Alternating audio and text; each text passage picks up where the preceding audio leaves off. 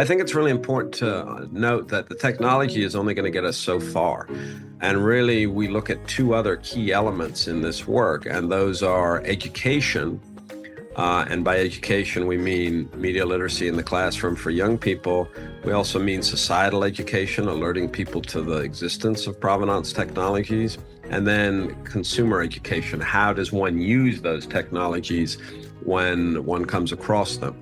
And then the third area that we're also very much involved in is the area of policy, because what we're seeing around the world is legislation being enacted that mandates some level of transparency or disclosure around the use of AI. And it's really important that the people who craft those laws or acts or whatever form they take are well informed. Hello, I'm Bruce Berman, the host of Understanding IP Matters, the critically acclaimed podcast series that provides leading innovators and experts a space to share their IP story. Learn firsthand about the strengths and weaknesses of copyrights, patents, trademarks, and trade secrets as they adapt to an AI-driven world. This is our fourth season. Santiago Lyon is head of advocacy and education for the Content Authenticity Initiative, an Adobe-led coalition of 3,000 members, including Microsoft and the Wall Street Journal, that fights content disinformation and abuse. The goal is to create a community of trust to let viewers know that they can believe what they see, says Santiago, an award-winning photographer who has covered conflicts from Sarajevo to the Mideast. From 2003 to 2016, he was vice president and director of photography of the Associated Press, responsible for employees worldwide. Under Santiago's direction, the AP won 3 Pulitzer Prizes for photography, as well as numerous other major photojournalism awards. From 1984 to 2003, he was a photographer covering wars and other events. He covered the end of the Civil War in El Salvador, the U.S. invasion of Panama, the First Gulf War, and the Balkan Wars in Croatia, Bosnia, and Kosovo. He was also there for the Taliban takeover of Afghanistan. In Iraq, he was taken prisoner with a group of photojournalists. In 2003, Santiago was Nieman Fellow in Journalism at Harvard University and later was Sulzberger Fellow at Columbia University. He joined Adobe in 2017 as their first director of editorial content. Welcome, Santiago. Thanks for taking the time to speak with Understanding IP Matters. I know you were just in Europe a few days ago. Where are you speaking from today? I'm calling from Lower Manhattan, and thank you for having me. It's a pleasure to talk. Thanks for being here. How did you get started in photography? Well, I sort of grew up in the news business. My father was a longtime news agency reporter for United Press International and the Associated Press in Spain and Portugal. And so just hanging around waiting for him to finish his shifts at the office exposed me to, I guess what was then a very sort of mechanical and almost artisanal industry with telexes and transmission of images down telephone lines and all sorts of things. So I guess you could say I'm a wire service brat in the sense that I grew up in that environment. And then when it came time to figure out what to do, I grew up in Ireland and finished high school there and decided to take a gap year before going to university in Dublin. And I'm still on that gap year. I started working in journalism in Spain, translating news from Spanish to English from Central America at that time. And the stories I was translating were so astonishing to me as a 18-year-old kid that I determined that I really should go see that for myself. And so somebody said, kid, if you want to see that kind of thing, become a photographer. They get to see everything. So I bought a secondhand camera and started learning what at that time was more of a craft in the sense that one had to develop film and make prints and write captions and all of those things. And a few years later, I was employed by Reuters news agency to be chief photographer for Mexico and Central America at the tender age of 23, and the rest is history. The Content Authenticity Initiative has grown rapidly since its introduction in 2019 by Adobe, New York Times, and Twitter. Members now include Reuters, Microsoft, as well as Google, TikTok, and many small businesses. What's the purpose of CAI and how has it evolved? Yeah, so the initiative has really taken off from those 3 initial members in late 2019. We're now approaching 4,000 members around the world. Probably a third of those are companies or what we would call institutional membership. And really what it is it's focused on accelerating implementation of an underlying technical standard that was created by an organization that Adobe helped to found together with Microsoft called the C2PA, or the Coalition for Content Provenance and Authenticity. That's a nonprofit that sits within the Linux Foundation and has now grown to over 150 technology companies developing this open technical specification upon which everything is based. And that is really focused on understanding the provenance or the origins of digital files, where they come from, how they might have been manipulated, and then sharing some or all of that information with the consumer or the viewer of those files. So everything is predicated on the C2PA standard. That's the blueprint, if you like, upon which everything is based. And then the Content Authenticity Initiative, as I mentioned, is focused on accelerating implementation of that standard. And we do that two different ways. We build open source tools to make it easier to implement the standard on the one hand. And on the other hand, we're focused on growing the community to share best practices, grow awareness, etc. So in some ways, we like to think about it as a movement aimed at accelerating implementation of the C2PA standard. So the goal is to create a secure digital chain of information embedded with CAI open source technology. In this way, every digital image is clear where it was created and if it was altered. Why open source for this particular standard? Because we didn't want this to be something that just benefited Adobe. We wanted this to be something that benefited society as a whole, because the overarching goal here is to add a layer of transparency to digital content online to, make things safer, to have people better informed about what they're looking at so that they can make better informed decisions about whether to trust something or not. So it's very much an open standard with the goal of getting global implementation. When we try and define success, we really think about ubiquity. And the analogy that we sometimes use is the notion that this is a digital nutrition label. In the same way you go to the supermarket and every food product that you buy there has an easily accessible nutrition label on it that tells you what's in that food product and allows you to make an informed decision about whether that's something you want to put in your body. This is very similar for digital content, this notion that everybody can see very quickly where something came from, how it might have been manipulated, and then based on that information, to decide whether or not they want to trust it or to what degree. So it's more than a digital signature. It's sort of like that Shutterstock and others use. This is more complex. It's really a file about the image or the digital image. Another objective is to create a community of trust, to let viewers know that they can believe what they see. AI has fueled interest in transparency and governance. How does CAI play a role in that? Well, with the AI companies, Adobe plays in the generative AI space with a suite of products called Firefly, which are text-to-image and now text-to-video generators, very similar to OpenAI's DALL-E 3 and Midjourney and Stability and Bria and the other players in the generative AI space. And so in the AI space, Firefly, from its inception, has attached what we call content credentials, which is the provenance information, to files that are generated by Firefly when you download them. So if you create something with Firefly based on a text prompt and generate an image, when you go to download that image, it gets a content credential automatically attached to it. And OpenAI is now doing the same thing as of some months ago with DALL-E 3. So every time you generate a file with DALL-E 3, a content credential gets attached to it when you download it. And the other players seem inclined to go the same direction, whether it's because they're interested in transparency or whether it's because they're potentially preparing for, likely impending legislation that we're seeing being introduced around the world that is going to mandate some level of transparency around the use of AI at this stage. Does the digital file about the image, as it were, or the provenance, have to be created simultaneously with the image, or can it be embedded after the fact?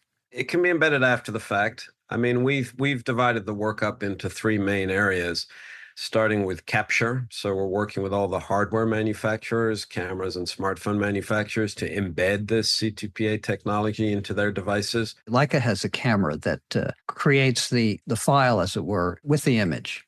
That's right. Leica were the first to implement this on a commercial level in about a year ago, in October of last year. And the other Japanese manufacturers are all poised to introduce something probably next year to the market. And the smartphone manufacturers are also studying this and seeing what they want to do. So that's where we sort of start working with the hardware manufacturers, and the user can activate that technology or not, depending on what the default setting is. And that really establishes empirically that an image was generated by, in that case, a hardware device, or in the case of a generative AI program, which model. So that's sort of phase one. Phase two is around editing. And so we've got this technology into Adobe products, but also working with some non-Adobe vendors. And this really allows you to track what changes were made in the editing process. I cropped an image, I darkened it, I toned it, I lightened it. You'll be able to go back and see what was done to the image. And then the third aspect of it is publishing. And so this involves working with publishers of all stripes and their content management system providers to maintain the integrity of the content credential so that it isn't stripped off. And then by doing that, we can share some or all of the information with the viewer, depending on what their preferences are, because not everybody wants to share everything. There are privacy concerns sometimes, security concerns. So ultimately, it's all customizable. But in answer to your question, the provenance can start really wherever the user wants it to. Ideally, it starts at creation, but if that's not possible because those devices are not yet widely available, then it can be added in the editing process or even post-editing in the publication process. The goal is that there is some record of the provenance of the file with some information about where it was created, and if the user wants, with some information about who created it. And the file can be readily read. Is the system, does it encourage consumers and businesses to draw upon the provenance in the file, as it were, routinely, or only when they think they need to? In effect, is this a new way of seeing and reading an image? Yes. I mean, I think, the content credential is there in the same way that the nutrition label in the supermarket is there. Does that mean that we look at every single nutrition label on every food product we purchase? Probably not. What might drive us to? We have a health concern. We're concerned about, some element, salt or sugar or whatever it might be. And likewise in the digital realm, if we look at something and it seems maybe unbelievable, we have the ability to look at it and say, oh, well, actually, that is a generative AI picture, or that is a real picture, or that's some blend of AI and quote unquote real. So it really just provides an extra layer of information. But I think it's really important to note that the technology is only going to get us so far. And really, we look at two other key elements in this work, and those are education. And by education, we mean media literacy in the classroom for young people. We also mean societal education, alerting people to the existence of provenance technologies, and then consumer education. How does one use those technologies when one comes across them? And then the third area that we're also very much involved in is the area of policy, because what we're seeing around the world is legislation being enacted that mandates some level of transparency or disclosure around the use of AI. And it's really important that the people who craft those laws or acts or whatever form they take are well informed, because there's a tremendous amount of underlying complexity here, and there's a tendency to simplify things or a desire to simplify things. And it's really important that when people are crafting legislation around this, that they understand those complexities. And our goal is to help them do that by translating that technology into understandable language to help people enact more sensible legislation. There's a wonderful group you may be aware of called NAMLE, National Association of Media Literacy Educators. It's about 10,000 people, and they're very active about media literacy. It's interesting who some of the members are. Some of the bigger tech companies that maybe make media literacy more questionable, but it's good to see that people are supporting it, and educators are aware there's a need for media literacy. We think there's also at CIPU a need for intellectual property literacy, some basic understanding of what rights are and how they work and who they benefit, but that's another conversation. There's also a moral right, Santiago, too, with regard to images and any really creative expression.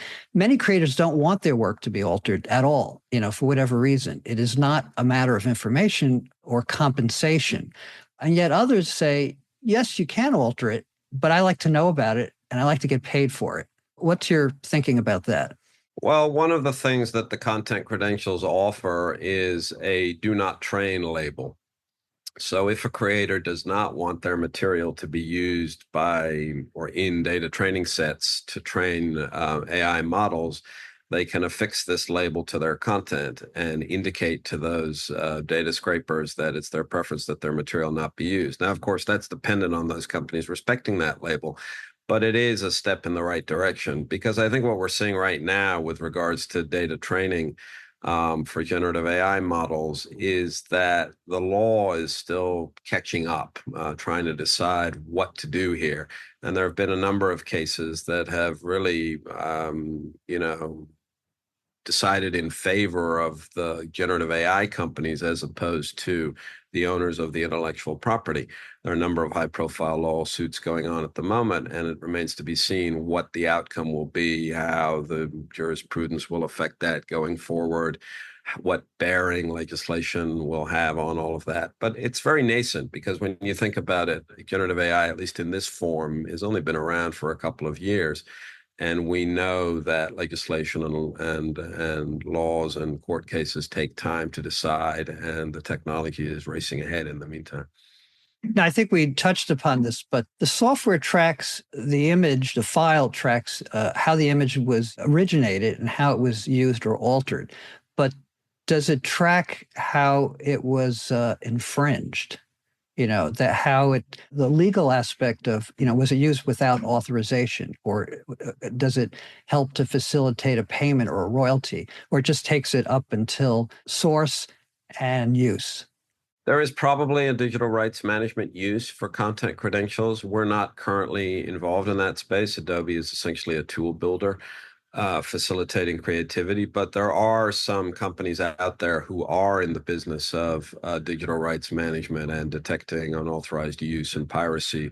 We're very keen to add content credentials as an extra layer or an extra tool that will help them detect those unauthorized uses. So it's definitely a possibility, and we'll see how all that plays out. Yeah, Intertrust is one of them. We've worked with them. They do some very interesting digital rights management. They've been around like 20 or more years. It's ironic that open source, to me, it's ironic that open source is helping to ensure copyrights, which are, of course, proprietary intellectual property. So you wouldn't think open source would help copyright holders, but it does in a very specific way. Well, I think, as I mentioned earlier, we're such a democratizing access to these technologies so that they will benefit as many people as possible. And the value of having a unified standard, a C2PA standard, is that it ensures interoperability. So that, if I have an implementation of C2PA that, is maybe slightly different from the implementation of my neighbor or my work colleague or my partner in business, there's enough commonality there that the two systems are interoperable. And there's a big advantage to that. And the C2PA standard is, being fast-tracked to become an ISO standard, an International Standards Organization standard, as well as, there's a whole sort of plethora of other standards out there by format, by country, by geography. But because of the robust nature of the C2PA work, there's, like I said, over 150 major technology companies working on it to make sure that it's comprehensive and, gets updated periodically to reflect advances in technology. That's super important. And the fact that it is an open standard means that it's unencumbered by IP. Nobody owns the C2PA standard. And that makes it very attractive because implementers are not beholden to a technology company. What the Content Authenticity Initiative has done, as I mentioned earlier, is created a suite of open source tools to really accelerate implementation. So if you're a developer, you can go to GitHub, find these tools, implement them, get your questions answered on Discord, and implement this in whatever environment you want to. And that's really encouraging. And that's what we're starting to see now is that a lot of major players are beginning to adopt the C2PA standard in one form or another.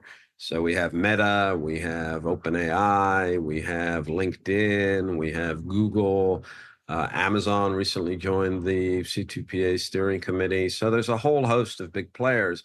And it seems that writ large, the digital ecosystem has awoken to the fact that here we are in 2024, about to enter 2025, and there's pretty much zero empirical evidence about the origins of anything that we come across online. And we base our habits or our reactions to that content on things like trust, gossip, hearsay, rumor, trend, whatever, which sometimes serve us well, but sometimes don't. And I think the great disruptor over the last 20 months or so has been generative AI, which has cast a shadow of doubt over everything. It's this sort of pall of uncertainty. Some people refer to it as the liar's dividend. In other words, if I can lie about one thing, I can call everything into doubt. And so as a result, the use cases that we're seeing for content credentials within the CAI community, it covers a really broad range of sectors. We started with creators around attribution. Then we're working with news media companies around bolstering trust. We're working with generative AI companies around transparency. But increasingly, corporations are interested as it relates to brand reputation and consumer protection. We've got insurance companies interested as it relates to the veracity of digital materials that might accompany insurance claims. We've got auditing companies. We've got, legal. How is a court of law supposed to understand if a piece of digital evidence entered into proceedings that purports to show an individual doing something? How is the court supposed to know if that's real or created with an AI tool? And on and on and on. And so really what we believe is that this notion of provenance will become foundational for just about everything digital because of the lack of that information currently and the role that AI is playing in all of this. And of course, it's not a binary proposition where everything is either AI or it's not, right? There's a lot of blending and gray area and combinations of technologies. So it becomes even more important for the user to be able to understand what they're looking at. But of course, as I mentioned earlier, the technology in and of itself is only going to get you so far. You have to teach people how to use it. You have to teach people the benefits of using it. And perhaps in doing that, you begin to point out that it's in people's interests maybe to be a little bit more skeptical or a little bit more exacting when it comes to understanding what they're looking at. And then, of course, you have the legislative and the policy aspects of it as well.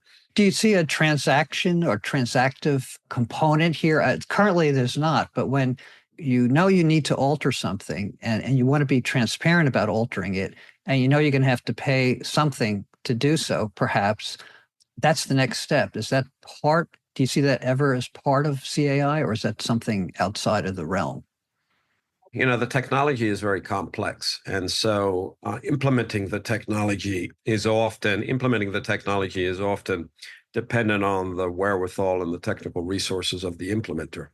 I think what we're probably going to see over the next few years is the notion of provenance as a service, in the same way you have software as a service for other stuff, whether it's cloud storage or things like that. And so this notion that if I'm a corporation and I'm interested in implementing provenance technology, maybe I contract with an existing vendor that I have. Maybe I contract with Microsoft or I contract with Adobe. And those companies can come in and solve my problem. Do I need a soup to nuts API turnkey solution here that will take care of the provenance of everything throughout whatever business I'm in? Or do I need help with some part of the process? And that remains to be seen. But I think as provenance grows in importance and value, there's going to be a desire to implement it. And that desire is likely going to create opportunities for people to, help others do that. Santiago, the volume and ubiquity of content makes it, especially since the 90s, explosion of digital content, makes it feel like it's there for the taking, or it should be. Both businesses and individuals are at fault in this regard because they grab and they don't think often of provenance or who owns something or why should I care and catch me if you can. Is there anything we can do to mitigate the hostility to paying for content? I think that's a little out of the scope of the work that we're doing. It will remain to be seen where that aspect of digital ecosystem transactions and businesses go. I think here what we're doing is, as I mentioned earlier, potentially creating something that's useful in the area of digital rights management so that somebody can track a piece of content down and say, wait a minute, this is mine here. It clearly says so. And, was I compensated for its use? But the broader issue of people feeling empowered to take content wherever they find it, I think that's more of a societal issue than anything else. Well, it'll certainly be more difficult if the provenance is so transparent. Then it's going to be hard to do that, I think, or harder, well, at least with the content. Large language models now for AI, generative AI, have been introduced. Some of the platforms are attempting to expand the fair use to include training models. I believe OpenAI and ChatGPT are now paying for some content licenses, actually quite a bit. Do you think we'll see more of this, or how do you think this is going to evolve? Well, I think the challenge is that the owner of the IP at the moment, if they want to take legal action, they can go to a court and say, my material was used without my knowledge or permission to train a generative AI model. Up until now, the courts have said, yes, that's true, but since you can't prove that your content is present in the output, then there's little relief for you. It remains to be seen how that will develop. Technologies exist that eventually will allow for a copyright owner to be able to ascertain to what degree their content is present in the output of a generative AI model, but those technologies are at the moment nascent and slow and expensive. So it's possible that technology will develop over time to be able to address that.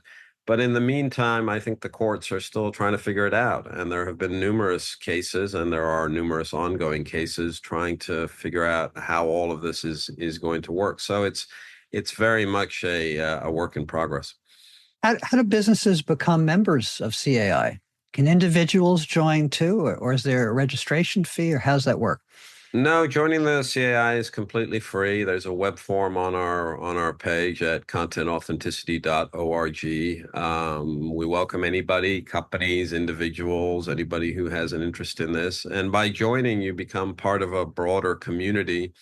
And we're doing community events, both in person and online, and producing newsletters and sharing information. Because the goal of the initiative is really to foment awareness of the underlying provenance technology from the C2PA, to foment implementation, to share best practices. It's really very much a community led thing. And, we have erstwhile business competitors engaging in, informational conversation about what they've done and what their experiences have been and all of that. So it's a very vibrant community, and it's a very diverse community, and it's a fast growing community. We get new members every day. We're probably approaching 4,000 members at this point, and we expect that to keep growing, especially as more people around the world become aware of this technology, and as the barriers to implementing it lower, and people can start to make it part and parcel of their everyday lives, in conjunction, of course, with the education and policy aspects of it. It's really important to look at those things, I believe, as a sort of indivisible trifecta, because they together are stronger than the sum of their parts. And the other thing that happens is that not everybody is a fan of technology. People have sometimes an adversarial relationship to technology because they don't understand it, or they feel threatened by it, or they feel they have no agency. But by including education and policy in the conversation, we do two things. I believe, elevate the conversation to the one of societal importance that I believe it deserves. And we also create more entry points for people to get engaged. So if you're not a fan of technology, but you are involved in education or in policy, or you care about those things, there are more entry points for you to get engaged with, and to keep the ball moving forward. In addition to your creator and editor hats and advocate hats, you're an educator.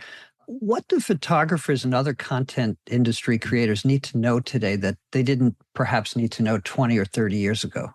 Well, when I present my work, which I do regularly around the world to a variety of audiences, including students and including people who are entering the world of photography and photojournalism, the overwhelming reaction is positive. The overwhelming reaction is that wow, there's hope out there. Not all is lost. Because when you look at the way things are going, it's not unreasonable for some people to take a sort of a dark view of things and wonder what is the future of visual storytelling? What is the future of photography? What is the future of video? And while those things have yet to be determined, the use and the implementation of content credentials as a nutrition label, as a tool of transparency, I think provides a lot of people with some comfort so that they'll know that regardless of where all this goes, they will be able to have more insight into what they're looking at, but also be able to establish the basic facts about what they're doing themselves, right? Because the visual umbrella is large, and you have people who are, purely fact-based in the world of photojournalism and documentary storytelling, and then you have people who are interested in creativity and art and expressing themselves in creative ways using digital and even analog tools, of course. And there's room for everybody. Like there's no, nobody is suggesting that there's only one way to be creative. There are myriad ways to be creative. And the use of AI technologies for some people is fantastic. It opens up a whole bunch of possibilities that didn't exist just a few short months ago. And it foments and accelerates their creative process. And that's all fantastic. What we're offering here through content credentials and the work of the C2PA is this layer of transparency so that you can look at something and say, oh, look, that started off as a real photo and was altered in AI or vice versa. And so it offers, I think, some degree of hope and optimism in a world that some people find a little bit overwhelming. It would be interesting to do something like this for patented inventions. Of course, it's a little more complex in some ways, but there's a lot of difficulty, as you probably know, tracking patents, where they originate, where does the invention originate, how it's been altered, and things of that nature. I asked my guests, Santiago, on the podcast, what was their first awareness? What was your first awareness of IP rights? How did you become acquainted with IP, or at least copyright? I think when I was working in the news industry at the Associated Press, especially in an executive function, this notion that people were taking advantage and using content without licenses or without permission, and that there's a lot of work and cost that goes into generating content, especially at scale. In the news gathering industry, the costs of news gathering are very high, and that people were taking advantage of, lax policing or technologies to be able to just lift stuff and use it willy-nilly. That became a problem. And I, as an executive at the AP, would spend time huddled with lawyers thinking about how to address those things. Thank you, Santiago. We're at the end of our time. Any two ideas or concepts you'd like to leave with folks today if they remember nothing else? I would encourage people to experiment and get to know the technologies that are out there. I'm often surprised as I travel around the place, and one of the questions I ask people is, well, have you actually experimented with AI tools? Have you played with DALL-E or ChatGPT or whatever it might be? And I'm really surprised by the number of people who I would expect to have and who haven't, because either they're fearful or they don't know how to get started. And I think it's really important that people embrace these technologies, or at least understand them. The relationship between technology and image making or creativity is long. It always has existed from the earliest days of the camera. And so I would encourage people to take a look at what these technologies can do in order to be better informed and make better informed decisions about how they want to react. I think that's one thing. And then the other thing I'll say is, join us at the Content Authenticity Initiative. We want to make this community as broad and diverse and inclusive as possible. And that requires membership from all over the world, from all different walks of life and roles and positions, etc.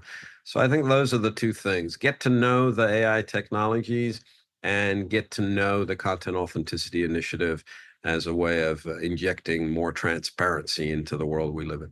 Wonderful, Santiago. Thanks very much. You've been a great guest, and we'll need to have you on again as the AI evolves and as AI evolves. But this has been it's been really enlightening. Thank you, Bruce. Thank you for having me. Much appreciated. Understanding IP Matters is brought to you by the nonprofit Center for Intellectual Property Understanding with the generous support of its partners and sponsors. Gain access to all 4 seasons by subscribing for free on your favorite platform or email us at explore.understandingip.org. Content conveyed is for informational purposes only and does not represent the views of CIPU or its affiliates. This episode was produced by Jack Shields for Wild Creek Studios. Thank you for listening.